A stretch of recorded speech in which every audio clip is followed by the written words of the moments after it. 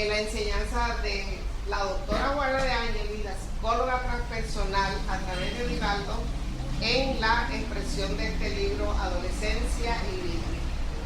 Vamos entonces a hacer una oración,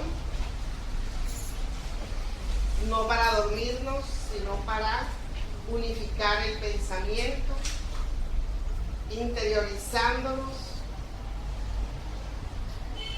respirando, dándole gracias a Dios por el día de hoy, por ese sol radiante, por la naturaleza que nos rodea, por la oportunidad de este conocimiento, por el compartir en esta nuestra casa Sendero de Paz y seguir cultivando y preparándonos para nosotros y para nuestros seres queridos, para nuestros familiares, los allegados y en general a todas las personas a quien podamos transmitirle los conocimientos de la manera más sencilla y más elemental posible. Que así sea. Entonces el tema de hoy es el adolescente y su sexualidad. Y normalmente nosotros entendemos que la edad del adolescente comienza ¿en qué momento? Las niñas en los 14. ¿Quieres las edades o qué más o menos? Las niñas creo que en los 14 y los hombres en los 18. No, ya el pelado de 18 años saca cédula y es mayor de edad. Tiene 3 hijos. Allá de Las niñas antes. La gestación. dice Marta que la niña a los 12, ajá, y los hombres a los 14. La palabra adolescencia se deriva del dolor, adolecer, cuando ellos comienzan a mostrar disgusto por todo les molesta. Que los manden a estudiar les molesta, o si los mandan a trabajar les molesta, si los levantan de la cama les molesta. Entonces todo es molestia, adolecen de todo. Y es una edad que no está definida. Puede comenzar desde los 10 años. Sin embargo, hay una cantidad de profesionales, psicólogos, psiquiatras, sexólogos, que trabajan en estas edades difíciles del ser humano. No es del joven, es el ser humano, es el espíritu trascendental. Y estos profesionales nobles y bien intencionados comienzan a trabajar al ser en su encarnación presente, creyendo o bajo la concepción de que ese espíritu, esa alma que está en este cuerpo, comenzó su vida hace 10 años, hace 12 años, hace 11, de acuerdo a la edad cronológica que presenta el paciente. Porque hay una ignorancia de que el espíritu tiene una edad muchísimo mayor. Trae vidas y experiencias anteriores. El espíritu de un niño de 8, 10 años o 12 años es un espíritu milenario y con mucho conocimiento. Hoy nosotros escuchamos a las personas adultas que no conocen de estos temas decir que los niños nacen ahora con un chip. Es una manera de decir que esos niños traen un archivo adelantado de un conocimiento y una facilidad de comprensión para todo lo que se les ponga. Y nosotros observamos cómo un niño de 5 o 6 años maneja con una destreza toda la tecnología que está en boga y que a nosotros nos cuesta un trabajo, un curso, escríbeme cómo es que se maneja este aparato o cómo o esperamos que llegue el hijo de la calle, del estudio, del trabajo para que nos enseñe o nos haga o nos baje tal aplicación. Hoy un pelado de entre 6 y 10 años es un maestro. Eso está hablando de ese potencial de archivos que trae su alma en un conocimiento adquirido, no solamente en sus vidas anteriores, sino en los espacios de su vida espiritual antes de reencarnar. Entonces, si nosotros miramos al ser adolescente con ese pasado espiritual, entender que no todas las experiencias vividas han sido felices. Que han tenido, como todos nosotros, porque todos fuimos adolescentes también, fuimos niños, también pasamos por el periodo de gestación. Cuando estuvimos en el útero materno no queríamos que nos hubieran abortado, razón por la cual no debemos ser partícipes del aborto. Nosotros nacimos y es un derecho de todo ser que se concibe que llegue a la vida. Entonces, cuando nosotros entendemos que el origen del alma, del ser actual encarnado, se pierde en la oscuridad de los tiempos, hay que entender que en los pliegues de su alma pueden haber frustraciones, pueden haber conquistas, pueden haber conflictos. Entonces encontramos que la ciencia comienza a analizar la transición del niño al adolescente.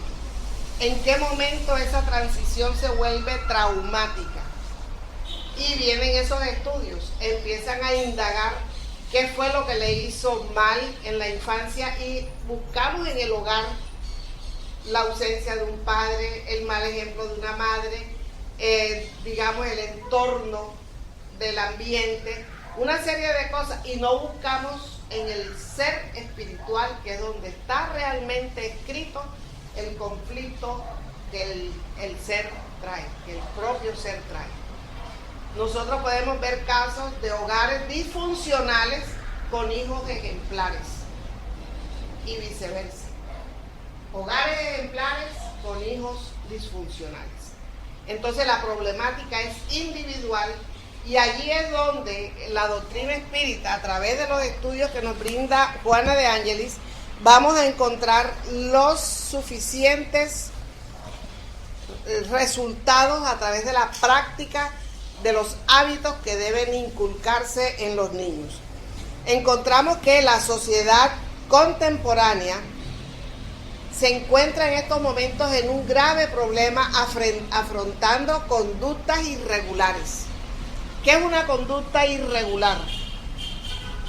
¿Qué podríamos definir como una conducta irregular? Que un adulto agreda a un menor. Que lo agreda verbalmente ya es una conducta irregular.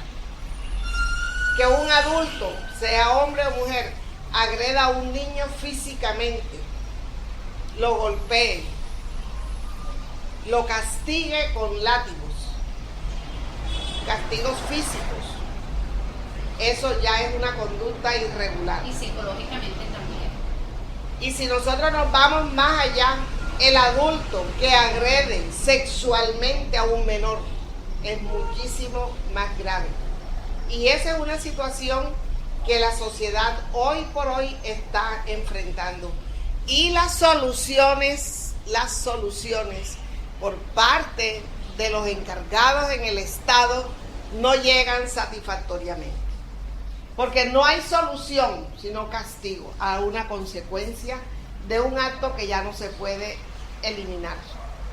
Pero es que ni siquiera hay una rehabilitación correcta para la víctima en este caso. Entonces, ¿qué sucede con los niños y niñas que son agredidos verbal, física, emocional, psicológica, sexualmente hablando? ¿Qué sucede con ellos, con la víctima en este caso? ¿Tiene experiencias pasadas y conflictos guardados en los pliegues de su alma? Sí. ¿Se revive aquello? Sí. ¿Conocemos el pasado de nuestros hijos? ¿El pasado espiritual de nuestros hijos? No lo conocemos. Y no sabemos hasta dónde el pasado espiritual de cualquiera de estos niños va a tener el tormento por haber pasado por una experiencia de esa y reaccionar, entonces sí, como aquel agresor que fue.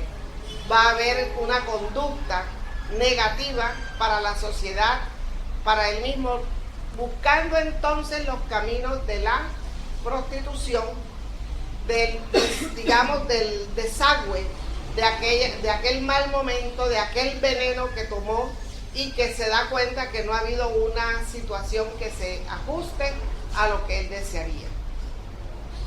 ¿Qué sucede entonces? Que cuando nosotros encontramos y estudiamos la sexualidad, en cierto momento las glándulas del sistema endocrino, en especial la epífisis, que comanda a la hipófisis y ella a esa cadena ganglionar, esa cadena glandular, va a haber un cambio hormonal en cierta edad. Y comienzan esas glándulas a derramar en el torrente sanguíneo sus hormonas. Y esas hormonas van a subir la emoción del adolescente. El adolescente se va a sentir que puede, que es dueño del mundo, que puede ir respetar a los padres, que puede ir respetar a la sociedad, que puede mentir, que puede engañar y no le importa. Siempre y cuando ese adolescente no haya tenido la orientación de vida en el hogar, la formación ejemplar en el hogar. Y nosotros vamos a mirar cómo los padres, teniendo nosotros la primera responsabilidad, más no toda, no hemos sido preparados para educar en el campo sexual a nuestros hijos. ¿Y qué hacemos? Evitamos ese tema, no le hablamos, nos quedamos en silencio y dejamos a nuestros niños expuestos a que otros perversos, viciosos en ese campo los ilustren. Entonces se hace necesario que en los hogares se asuma con responsabilidad la educación sexual de los niños antes de que lleguen a la adolescencia, antes de que lleguen a ese periodo en que todo les duele, porque van a tener argumentos para rechazarnos y para faltarnos al respeto. Juana de Ángeles nos dice aquí, hay unos párrafos que yo subrayé, ella nos dice que los conflictos se establecen teniendo en cuenta su realidad espiritual. Si todos no tenemos el mismo pasado espiritual, ante la misma agresión vamos a tener una respuesta individual. Cada uno de acuerdo a lo que le haya sucedido y a lo que haya guardado. Nos dice que el conocimiento del cuerpo nuestro, seamos varones o seamos hembras, es una necesidad. Nosotros tenemos necesidad de enseñarle, ya nosotros nos conocemos bien, pero tenemos necesidad de enseñarle a nuestros pequeñitos sus funciones, cómo se llama cada órgano, cómo se llama, esto se llama nariz, cómo se llama esto, oreja, cómo se llama esto, y cómo se llama con el nombre correcto. Entonces nosotros no podemos disfrazar aquello con cierta malicia, porque ellos van a encontrar allí como un tabú que a estas alturas, como está la sociedad a nivel mundial tan globalizada, con tanta información, los que vamos a quedar rezagados como ignorantes somos nosotros. Entonces nosotros tenemos que hablarle a nuestros niños y niñas con la verdad, con conocimiento de lo que realmente es la fisiología de las necesidades de nuestro cuerpo. Como espíritu también, en esas experiencias anteriores, cada uno de nosotros trae necesidades, oportunidades, conquistas. Pero una de las necesidades que se manifiesta a través del cuerpo físico en el adolescente es la necesidad de la promiscuidad sexual. Y ojo aquí con esto. ¿Qué es la promiscuidad sexual? El querer tener un novio, dos, terminar con ese y tener otro, el tercero, el quinto, el sexto, e incluso tener 2 o 3 a la vez, en la mujer y en el hombre igual. Entonces, ese instinto de la promiscuidad sexual es el resultado de unas experiencias que dejaron en nuestras vidas, en otras existencias corporales, unas necesidades o unos anhelos que no se llegaron a culminar y hoy nosotros lo expresamos a través de nuestro cuerpo físico, porque es nuestro ser espiritual el que siente, el que desea, el que anhela, el que tiene la necesidad. Y esa necesidad nosotros la expresamos a través de ese cuerpo físico y decimos con una frescura que la carne es débil. ¿Quién es débil? El espíritu es el que es débil. Débil en sus virtudes. No tiene virtudes bien fortalecidas. Y el cuerpo es su instrumento para expresar esa debilidad. Entonces, cuando se presenta esa influencia del espíritu en ese comportamiento del ser, en su cuerpo físico, en esa forma de desear o de sentir, de apasionarse, de entregarse, es el espíritu que utiliza su cuerpo para manifestarse de esa manera. Ella nos dice que la función sexual es particularmente una expresión psicológica. Y nosotros entonces nos preguntamos, la función sexual como una expresión psicológica, ¿cómo así? ¿Qué es el psiquismo? ¿Qué es la psiquis? Es la mente, ¿verdad? Y nosotros como espíritu, y nos lo dice los espíritus superiores en el libro de los espíritus, en la pregunta 201 y 202, como espíritu somos asexuados, no tenemos sexo, pero como seres encarnados utilizamos la sexualidad que necesitamos para nuestro avance y progreso. Entonces, si yo como varón en esta existencia la tarea la hice de una manera irregular, de una manera incorrecta, a medias, debo reencarnar como varón las veces que fuesen necesarios para hacer una tarea ejemplar. Culminado ese periodo, que puede ser de 10, de 15, de 20 encarnaciones como varón, debo pasar a la experiencia femenina. Porque como mujer yo no tengo la suavidad, la ternura, la delicadeza, porque he sido siempre un varón. Entonces tenemos que buscar un ejemplo que nos ilustre un poco. Y son aquellos seres que han tenido el vigor de un varón y la dulzura de una dama, entre ellos el Maestro Jesús. Entonces, en donde psicológicamente su ánima y su ánimus estaban tan equilibrados que él pudo con todo su vigor expulsar a los mercaderes del templo e igualmente hablarles fuerte a los fariseos, a los hipócritas, a los de aquel momento que querían colocarles trampas, e igualmente era el hombre amoroso, comprensivo con los rezagados, con los marginados, con los pecadores, con los enfermos. Entonces allí vemos las dos facetas del ser espiritual conjugadas en un equilibrio que nos permite a nosotros entender que él, aun cuando nació varón, ha tenido un recorrido milenario de experiencias en ambas orillas que hoy le permiten estar en un nivel elevado, con equilibrio, ¿verdad? Entonces no nos pongamos de pronto a rechazar, especialmente los hombres si son muy machistas, que cómo van a ser mujer. Es un honor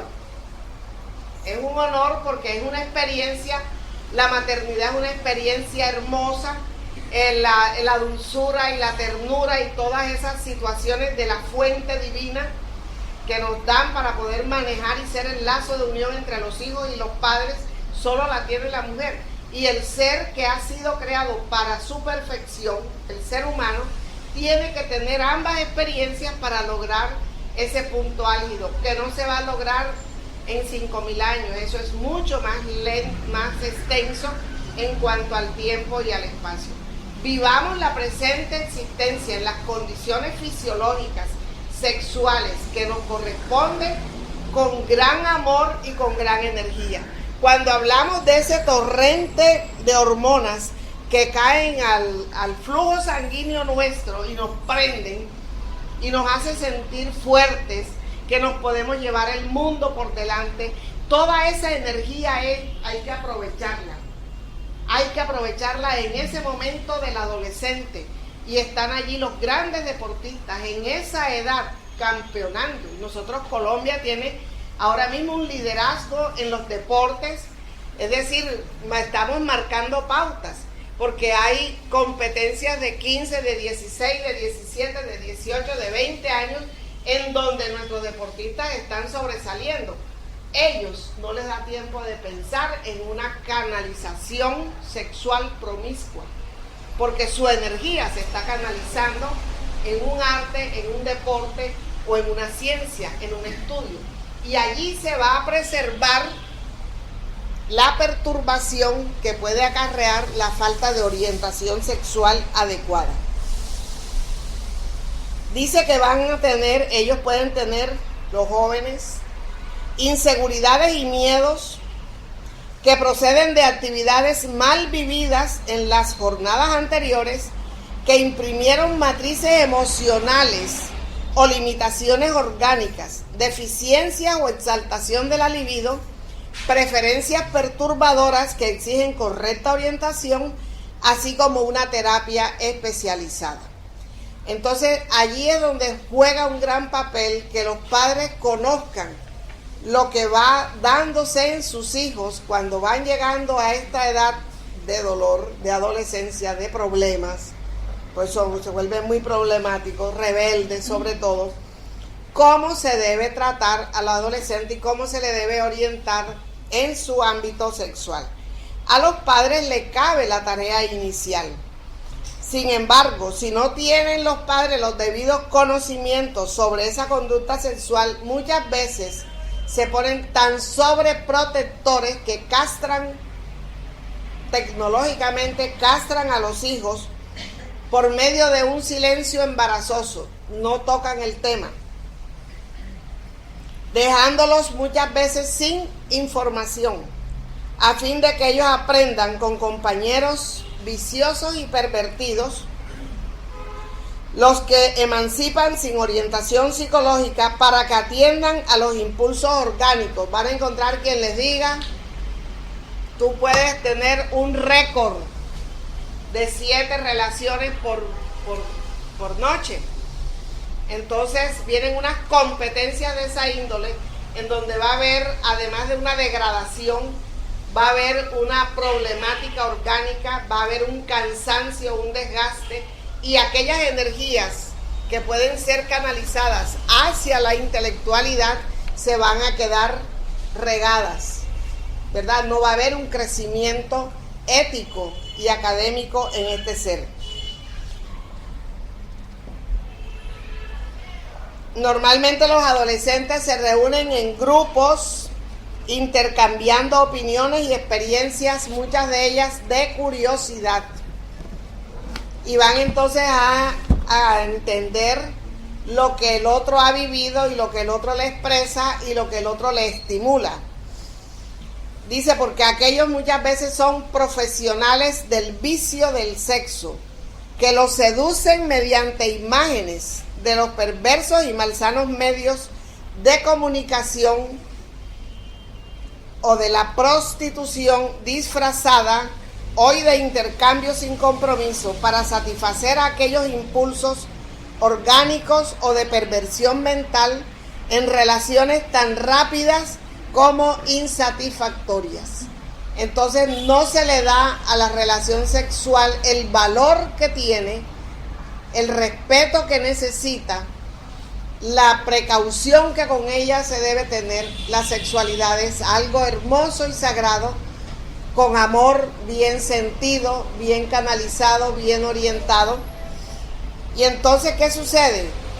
Que cuando se empieza a transferir la responsabilidad de la educación sexual a otras personas o a la escuela, ya que la señora Yadi los oriente o la señora Mary les diga, se corre el riesgo de que ese tema sea tratado con liviandad, o de pronto cualquier profesor o profesora va a enseñarles de una manera burda ordinaria, vulgar inclusive, con las palabras no adecuadas, dice incluso que provienen del propio educador, que vive sus propios conflictos vividos. Es decir, muchos adultos tenemos problemas y conflictos a los que no se les puede entregar la educación y la orientación sexual de nuestro hijo, porque ese ser no está preparado para esa orientación. Entonces puede incluso confundir más, en este caso, al adolescente. Dice, ese educador vive conflictivamente el desafío sin que haya podido resolver el suyo propio y de manera correcta. Y vienen entonces las anécdotas, los chistes, las historias y todos los cuentos que nosotros conocemos, vulgares, de doble sentido. Todo aquello es un estímulo para este ser de corta edad, entre comillas, cronológicamente joven, pero que tiene guardado en sus archivos experiencias que se pueden despertar con una de estas anécdotas y sentir necesidades y sentir impulsos, instintos de ejercitar el sexo de una manera desorganizada. El tema de la sexualidad merece un trato especial, conforme lo exige la vida misma y la vida íntima. El ser humano no es un animal sexual. El ser humano es un espíritu con un cuerpo, no es un conglomerado de células con un espíritu. Es un espíritu con un cuerpo a través del cual va a desarrollar en la presente existencia su tarea de crecimiento y de perfeccionamiento. Entonces, cuando Juana nos dice que no es solamente un animal sexual, sino un ser racional, hay un periodo en la adolescencia que se va quemando y el ser va pasando a un estado de racionalidad. Y empieza en ese momento a despertar en él los instintos, pero bajo el amparo de la conciencia. Entonces va a tener un momento de tranquilidad en donde el ser va a decir conscientemente: tengo que recapitular, tengo que organizarme, tengo que hacer un pare, siempre y cuando en él estén las condiciones, esas condiciones dadas. Dice que todos sus actos merecen una consideración en virtud de los efectos que les acontecen. En lo que concierne al sexo, este requiere el mismo trato y dignificación que se le dan a otros órganos. Entonces estábamos diciendo que nosotros de pronto cuidamos el corazón, nos hacemos chequeo de la vista, nos hacemos chequeo de... saltó la próstata por allá. Sus preocupaciones, cada cual con sus preocupaciones, pero no nos empeñamos en educarnos en la sexualidad. Pensamos que es una función automática que va y viene como el hambre, se le quita el hambre y vuelve y viene y ya. No, señor, hay que ponerle mucho cuidado como a las demás funciones. Hay que analizarnos. Y nosotros tenemos dentro del campo de la sexualidad el aparato reproductor. Allí la importancia de que la sexualidad sea respetada. Porque el campo de la reproducción nos está diciendo que nosotros tenemos la puerta para darle entrada a hermanos espirituales programados para la reencarnación. Y muchas veces una sexualidad mal ejercida, mal ejecutada o muchas veces mutilada está impidiendo que esa programación de la reencarnación se vea truncada. Una pregunta. ¿Nombre no? Carmen, ¿no? Carmen, sí. Para Carmen, yo siempre he pensado que los modelos educativos tienen una gran falencia en relación al tema de lo que se está hablando hoy, inclusive desde la guardería, por decirlo algo. De pronto un niño, un bebé no entiende cosas, ¿ya?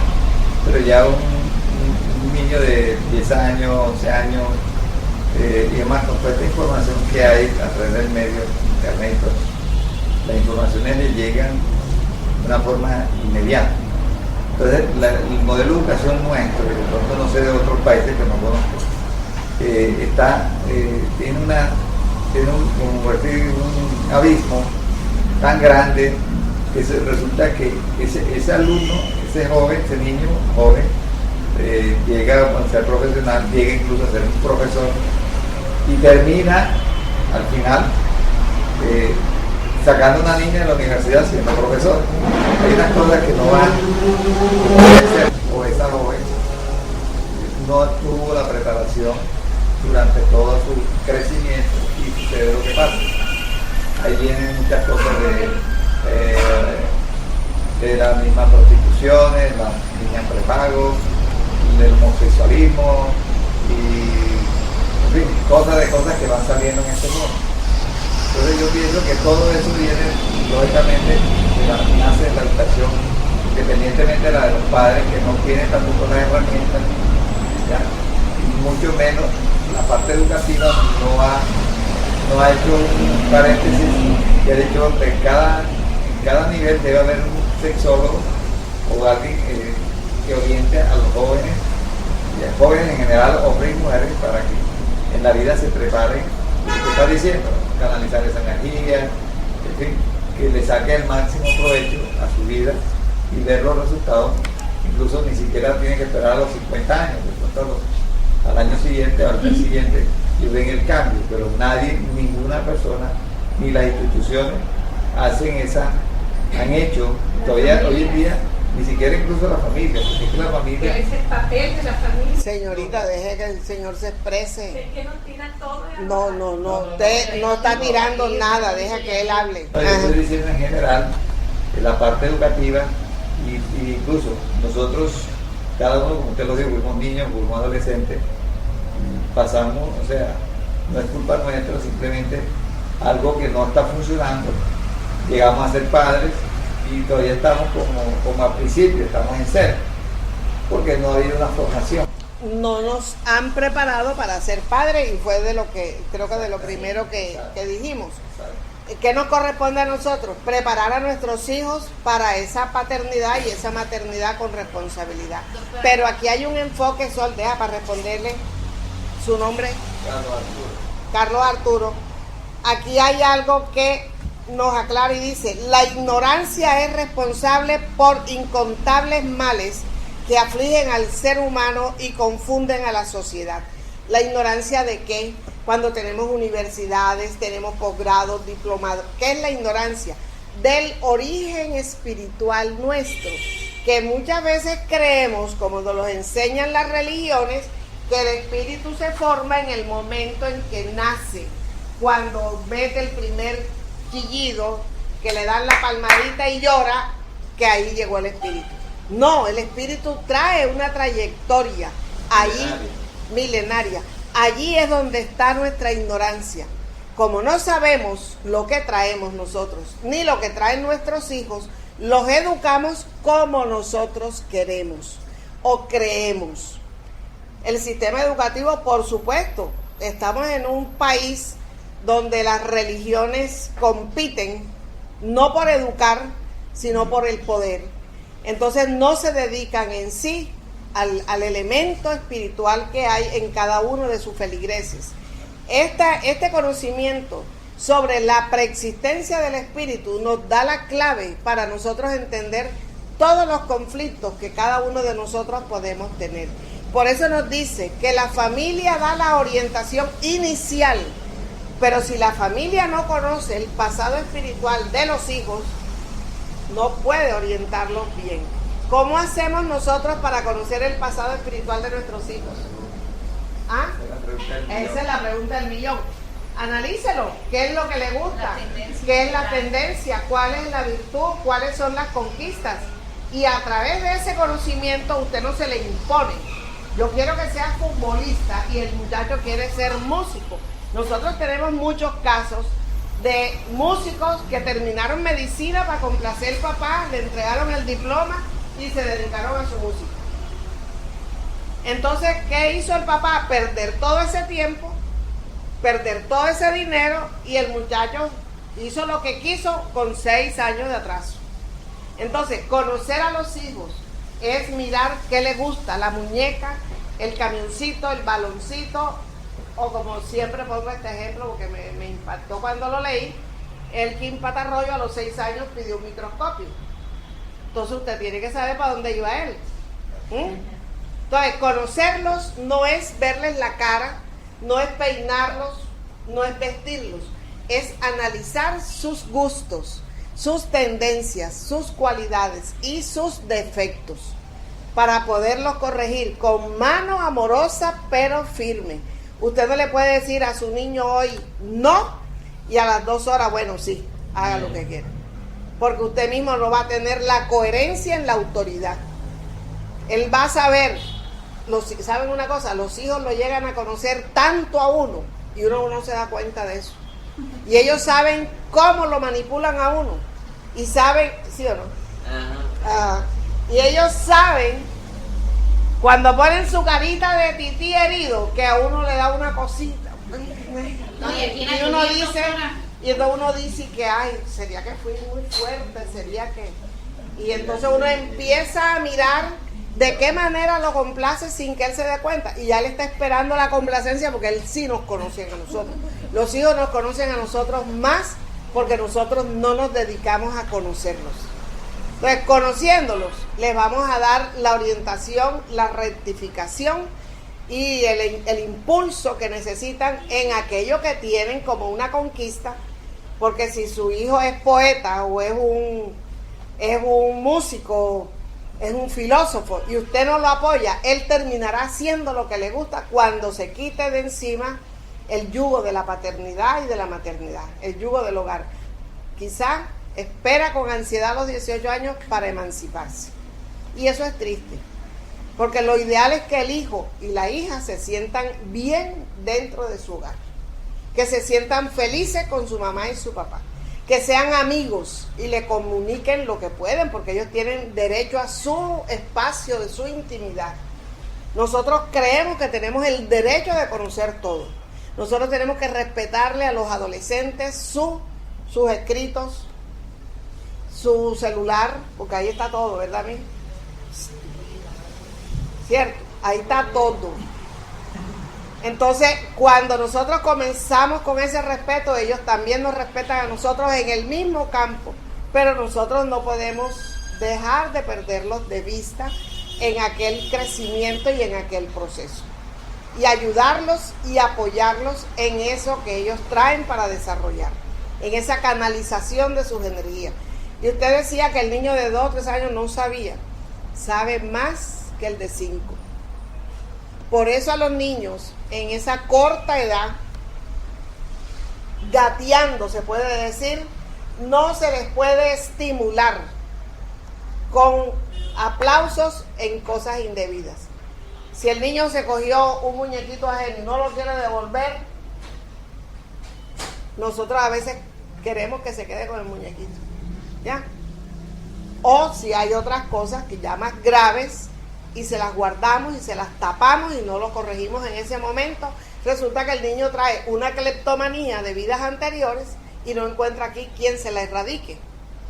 Entonces nosotros tenemos que corregirlos de muy buenas maneras a esa mínima edad, para que cuando ellos tengan sus 7 años, que es cuando realmente se acopla todo el periespíritu a todas las células del sistema nervioso, ya se concluye la encarnación presente, ya en ese momento él es responsable, pero si ha tenido un cultivo de buenas costumbres, de buenos hábitos, de mucho amor y de muchos correctivos. Aquí hay un párrafo interesantísimo que ella nos pone y nos dice: teniendo en cuenta el intercambio de hormonas y del fenómeno biológico de la procreación, cuando ya hablamos de que no es solamente lo sexual sino lo procreativo, el sexo debe recibir orientación digna y natural, sin exageraciones de ninguna naturaleza o con limitaciones absurdas. que pueden resultar igualmente desastrosas. Entonces no puede haber una situación cortante, que yo creo que ya no la hay. Y ahora es muy común que los padres sepan que el joven o la joven pues tienen sus relaciones íntimas con el novio, que se cuidan, que si se ponen su preservativo o lo que fuere. Ya hoy yo eso lo veo como generalizado, ya eso está generalizado. Pero lo importante es que haya una enseñanza que dignifique el uso del sexo. Es decir, que el sexo no es que se saque a pasear y a vender. El sexo está con nosotros, es parte de nuestra formación, de nuestra estructura, y lo tenemos que manejar como todo lo demás, con mucho cuidado y con mucho respeto. La fuerza no canalizada, dejada en desequilibrio, daña y destruye, así como cuando un río se desborda, hay una inundación y tronco que le pongan, basura que le pongan, se lo lleva por delante. Y si el caudal aumenta, destruye casas, destruye todo lo que encuentra a su paso. Así es el desequilibrio que puede dejar la falta de educación en la sexualidad. La denaturaleza sexual ha conducido la historia de la humanidad, y porque no siempre fue orientada correctamente, los desastres bélicos que sobrevinieron a las hecatombes morales, sociales y espirituales han sido la cosecha de los grandes conquistadores y de los grandes líderes que muchas veces han sido cobardes reyes, dictadores innobles que dominaron los pueblos arrastrándolos a cautiverios hediondos porque no consiguieron dominar y controlar esa energía debido al desvarío que los alucinaba. Entonces, un regente de una nación, de un país cualquiera que sea, en la época que sea, con un desequilibrio sexual, provoca el desastre y la destrucción de la misma sociedad de la cual es responsable. Nosotros no tenemos tiempo para nombrar todo aquello, pero hay libros, especialmente del marco histórico en el cual llegó el Maestro Jesús, en donde encontramos esos crímenes, esos dictadores, esos seres bélicos, porque en el caso de Nerón, que bien sabemos, mandó a asesinar a su madre, a la esposa, y mucho, la historia está llena de todos esos casos, desequilibrios de orden sexual, alucinan y desequilibran la mente. Y nos dice que si se hiciera un examen a cualquier déspota, cualquier persona déspota, se le hace un examen psicológico o psiquiátrico, vamos a encontrar en él registro de disturbios en el área del comportamiento sexual. Es decir, las personas insatisfechas, aturdidas en el área sexual, se convierten en personas ácidas, groseras y déspotas. De ese modo, en la etapa de la entrada de la adolescencia y en el desarrollo de los órganos secundarios en el adolescente, porque ese cambio hormonal en el torrente sanguíneo, ese crecimiento de las gónadas, del vello, de la barba, el cambio de voz, en fin, son las características sexuales secundarias. Todo ese cambio en el niño adolescente que se ve con una situación nueva y con esa fuerza que da ese potencial de las hormonas, con mucha más razón, si no está bien educado, si no está bien estructurado, va a tener una mayor rebeldía y un mayor disturbio. Y nos dice, se impone el deber de completar la orientación del sexo, que debe ser iniciado en la infancia, de tal forma que el joven se dé cuenta de que el sexo existe en función de la vida y no la vida en función del sexo. El control mental, la disciplina moral, los hábitos saludables en la ocupación de las horas. Entonces nosotros de pronto vemos a nuestro pelado durmiendo hasta las 12. déjalo que duerme, que está en la casa, está protegido aquí, la calle es la mala hora, y no nos damos cuenta que ese sueño hasta las 12 es consecuencia de un trasnocho. Y que lo malo no es que duerma hasta las 12, lo malo es que se trasnoche. Porque si se acuesta a una hora prudencial, a menos que esté estudiando y tenga un examen y se trasnoche por eso, pero se levanta a presentar su examen. Entonces, cuando nosotros tenemos holgazanes de esa naturaleza en la casa, ojo, algo está pasando porque ahí no está ocupando sus horas libres en un trabajo útil, en un estudio, en una preparación que lo lleve a un trabajo normal. Y también hay que enseñarlo a orar, una oración ungida de amor y de entrega a Dios. ¿Y cómo se enseña al joven a orar una oración sentida en el hogar? Haciéndola a los adultos. En familia. En familia. Porque si usted en familia no hace sino ver a Diomedes, tenga la seguridad de que el muchacho va a hacer lo que hace Diomedes, lo que hizo Diomedes. Y sueña con Diomedes. ¿Quién? Y sueñan con Diomedes y quieren cantar como Diomedes y quieren tener las mujeres que Diomedes tuvo.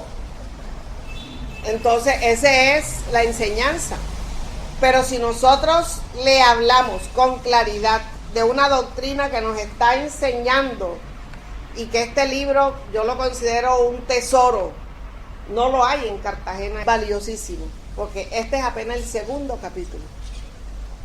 Y tenemos aquí muchísima información que nos va a ayudar a nosotros con certeza a que manejemos a los jóvenes, adolescentes, a los futuros padres, educarlos con el pasado de los hijos y a que no hayan errores en esa educación que los lleven a exponerlos a que sean los amigos perversos y viciosos que no han tenido hogar quienes los enseñen con situaciones relacionadas a su sexualidad.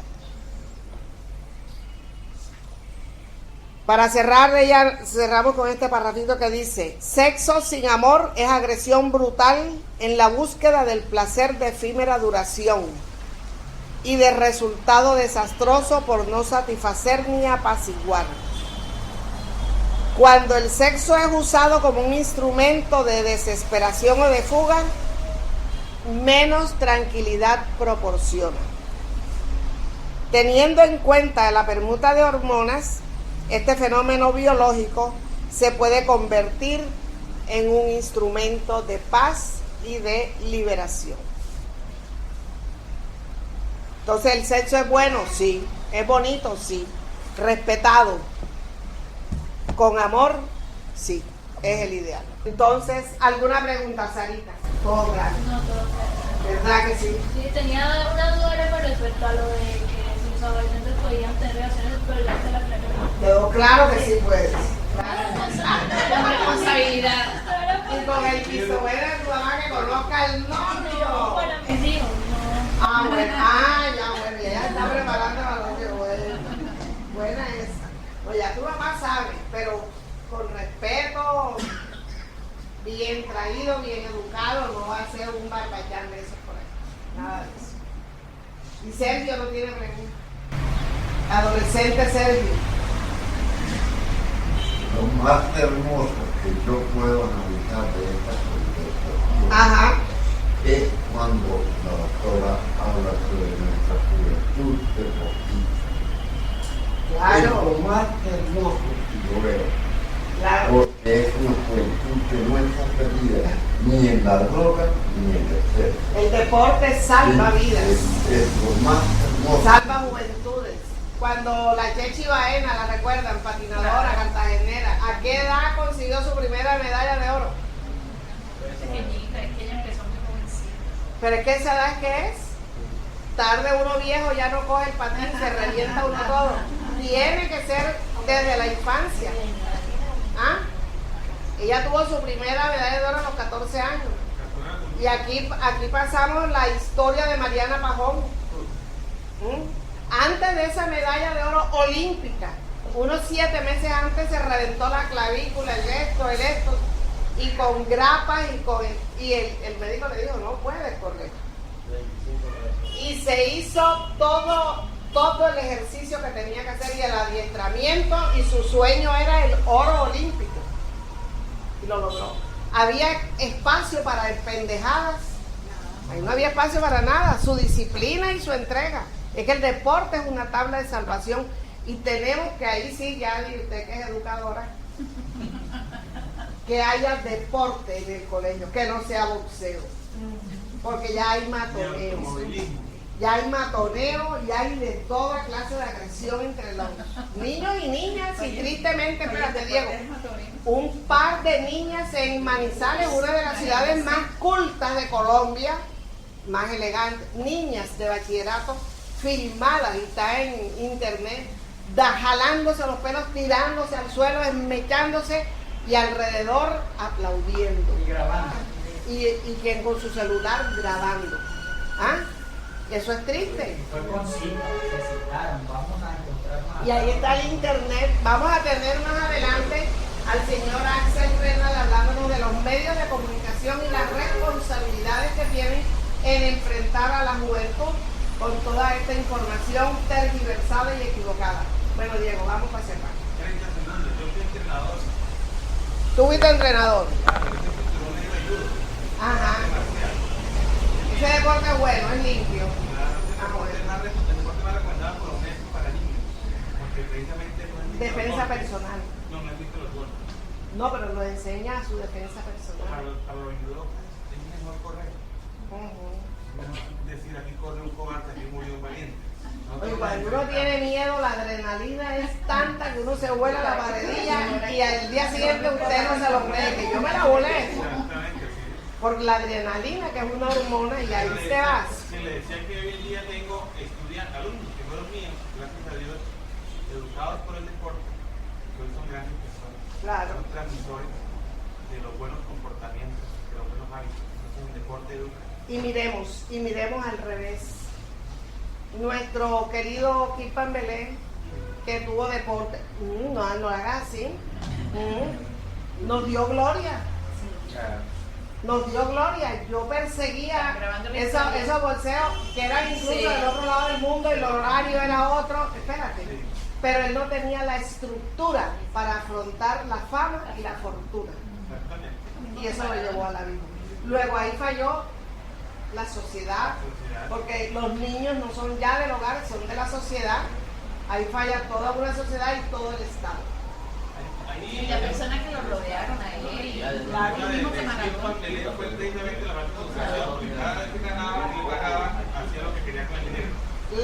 Lo hacía. Pero fíjate que a él entonces, en un mensaje que escribió, un mensaje fotografiado, también nos escribió acerca de el fanatismo por el deporte no es malo. Claro, Porque todo muchos fanatismo es malo, fanatismo religioso, todo fanatismo Entonces hay que político, todo educar a es los malo. niños para que hagan deporte, no para Claro. que sean los ganadores del deporte, para que hagan Pero el deporte y estímulo aprovechen el tiempo del libre. triunfo los ayuda en la disciplina. Claro, saber que pueden ganar y se acuestan temprano y se alimentan mejor. Pero mira, hay que estar muy detrás de ellos. Por supuesto, sí. Porque mira, hay muchos que están en deporte y del colegio, y están viendo droga. Pero es que ellos metían droga antes de entrar al deporte. Por eso, entonces, Entonces no es el deporte, ojo, no es el deporte. En ciertos sectores de nuestra ciudad, la droga expande todos los días desde temprana edad. Entonces los niños llegan al colegio y ya son un problema. Ya son un problema. Entonces el problema es del Estado, que no vigila las familias. El problema es del Estado. Pero si tú a un niño le das deporte primero, él te rechaza la droga. Él dice no a la droga. Ahí. Esto está en la casa de Fernando Pereira. Brasil, que la jornada complementaria es deporte y arte. Deporte, estudio y deporte y artes. Bien, nos vamos con nuestra energía mental, emocional, espiritual, sexual a nuestros hogares, a disfrutar el resto del día sábado, a analizar el estudio de hoy, a tomar los libros que tenemos, incluso de Juana de Ángeles, en conflictos existenciales. Ella nos habla con profundidad de las raíces de esas problemáticas que presentamos.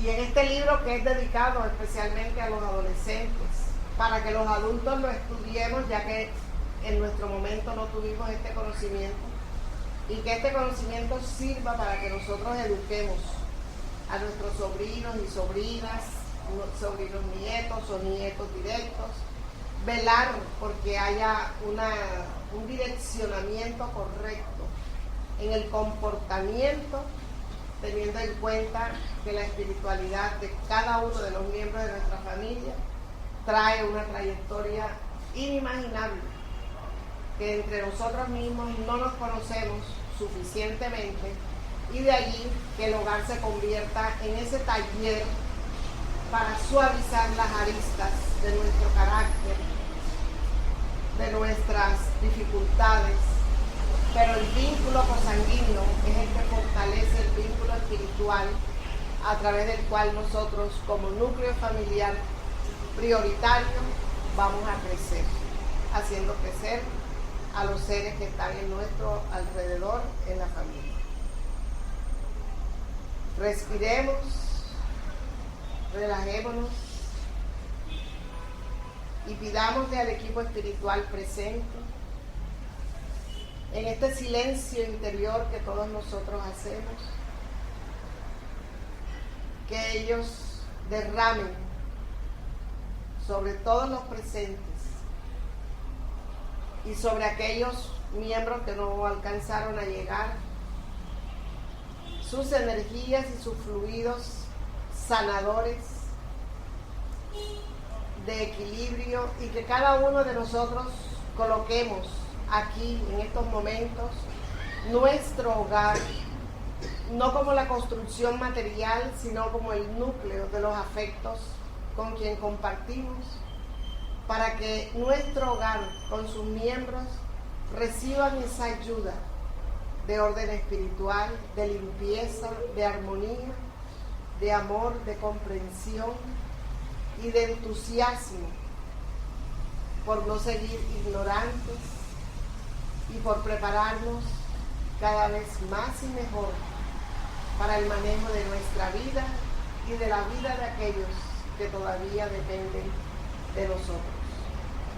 Que con esos fluidos que recibimos nosotros seamos equilibrados en nuestra salud a nivel de los núcleos de fuerza, de los diferentes departamentos orgánicos, que tengamos salud integral, de esa que nace de adentro de nuestra reforma moral hacia nuestro cuerpo físico, que tengamos pensamientos nobles y elevados que nos conecten con nuestros guías, ángeles de la guarda, el equipo de los mentores, y que seamos siempre protegidos